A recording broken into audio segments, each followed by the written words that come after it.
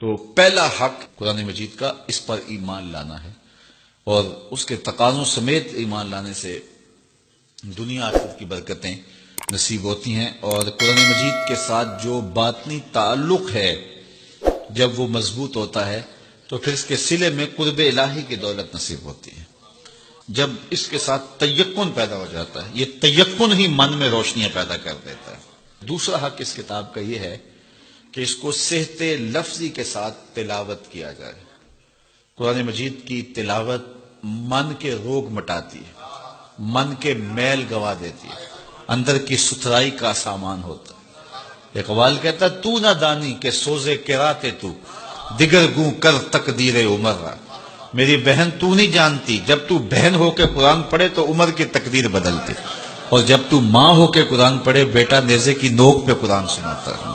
تو یہ قرآن من میں سویرے من میں روشنیاں اتارتا ہے۔ ادھر قرآن پڑھا جا رہا تھا، ادھر عمر کے دل کے میل دھل رہے تھے۔ تو تلاوت من کے روگ مٹاتی ہے، من کے میل دور کر دیتی ہے، اور تلاوت کرنے والا راحتوں کے ایک جہان میں آباد ہو جاتا ہے۔ اسی لیے میرے حضور نے فرمایا اتل القرآن وابکو، قرآن پڑھا کرو اور قرآن پڑھتے ہوئے رویا کرو۔ فَإِن لَمْ تَبْكُوا فَتَبَاكُوا، اور اگر رونا نہ آئے تو رونے کی کوشش کیا کرو۔ حضرت داتا صاحب سے پوچھا گیا حضرت اگر رونے کی کوشش کریں پھر بھی رونا نہ آئے، فرمایا پھر مقدر پہ رویا کرو۔ اتنے سنگ دل ہو گئے ہو تمہاری آنکھیں آنسوں کا خراج نہیں دیتی۔ تو اس قرآن کی تلاوت سے من ستھرا ہوتا ہے، من پاک ہوتا ہے۔ جب تک نہ ہو تیرے دل پہ نزول کتاب، گرا کشا ہے نہ راضی نہ کشاف۔ دل پہ جب اترے، جب یہ محسوس کرے، دیکھو حضور کی وساطت سے رب نے مخاطبہ کیا ہے۔ جب رب کہتا ہے یا ایھا الذین آمنوا، تو مخاطب کون ہوتے ہیں؟ ذرا غور تو کیجیے۔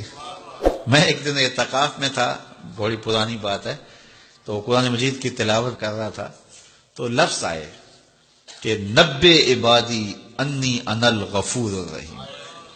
اس کا معنی یہ ہے کہ میرے بندوں کو خبر دے دو کہ میں غفور بھی ہوں رحیم بھی ہوں۔ اللہ، یہ بات تو حضور کی وساطت سے ہمیں کہی گئی نا، تو یقین جانے ایسا نشہ طاری ہوا، میں وہ لمحے نہیں بھول سکتا۔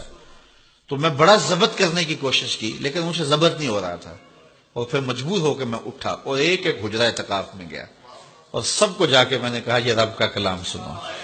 رب کہتا ہے میرے بندوں کو بتاؤ، خبر دو، میں غفور بھی ہوں رحیم بھی ہوں۔ تو یہ قرآن کی تلاوت کے مزے ہوتے ہیں۔ تیسرا حق قرآن مجید کا ہمارے ذمے، اس کو مفاہیم و مطالب کے ساتھ سمجھنے کی کوشش کرنا کہ یہ قرآن ہمیں کیا کہہ رہا ہے۔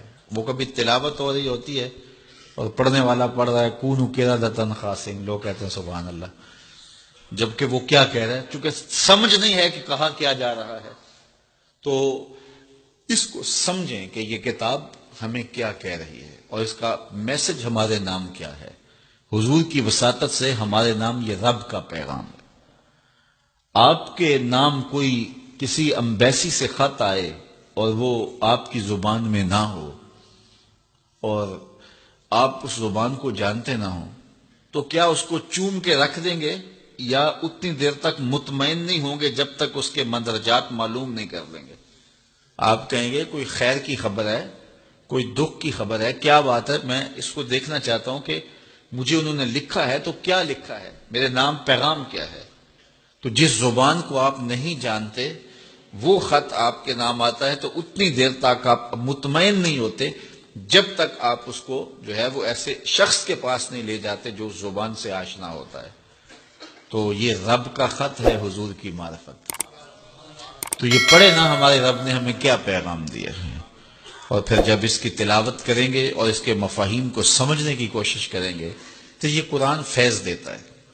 یہ قرآن اپنے مخاطب کو، یہ تو خالی پڑھا جائے پھر بھی فیض دیتا ہے، بلکہ خالی پڑھا نہ جائے دیکھا جائے پھر بھی فیض دیتا ہے۔